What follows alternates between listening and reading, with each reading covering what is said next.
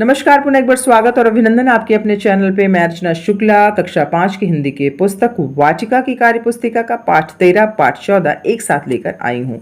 सरदार वल्लभ भाई पटेल। अब यहाँ पे प्रश्नों के उत्तर देना है कि लौह पुरुष के नाम से कौन प्रसिद्ध हैं, तो सरदार वल्लभ भाई पटेल। सरदार वल्लभ भाई पटेल के माता पिता का क्या नाम था? पिता का नाम झवेर भाई, माता का नाम लाडबाई था। वाक्यांश के लिए एक शब्द लिखिए। देश के लिए समर्पित व्यक्ति देशभक्त, वकालत पढ़ने वाले व्यक्ति वकील, जहां अध्ययन हेतु पुस्तकें रखी जाती पुस्तकालय, सत्य के लिए आग्रह करना सत्याग्रह, खेत में काम करने वाला व्यक्ति किसान।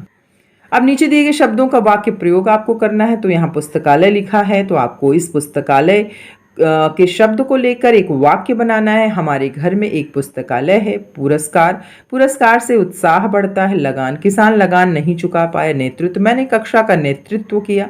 कर्तव्य पालन, हमें अपने कर्तव्यों का पालन करना चाहिए।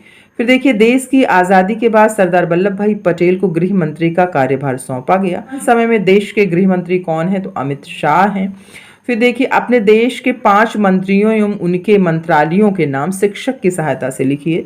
तो श्री नरेंद्र मोदी जी प्रधानमंत्री हैं, अमित शाह जी गृह मंत्री हैं, राजनाथ सिंह जी रक्षा मंत्री हैं, एस जयशंकर जी विदेश मंत्री हैं, निर्मला सीतारमण जी वित्त मंत्री हैं।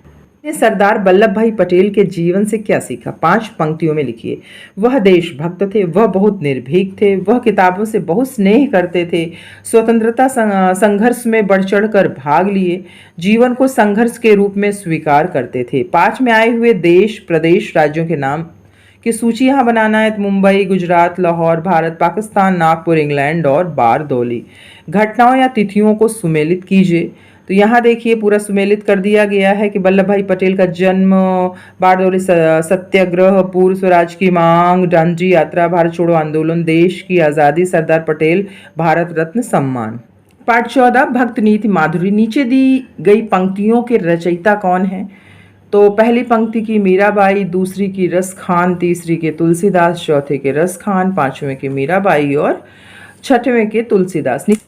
नीचे दिए गए तद्भव शब्दों के तत्सम शब्द लिखिए। कुशल का कुशल, पशु का पशु, मानुष का मनुष्य, धर्म का धर्म, शोभित का शोभित, तालाब का तालाब। नीचे दिए गए शब्दों के तद्भव रूप आपको लिखना है, यानी जो संस्कृत से शब्द आते हैं जब उनका रूप बिगड़ जाता है वो तद्भव कहलाते हैं। तो यहाँ विशाल का विशाल, कोटि का कोटि, कादर का कायर, भ्रमर का भौरा, वर्षा का वर्षा, कछोटी का लंगोटी।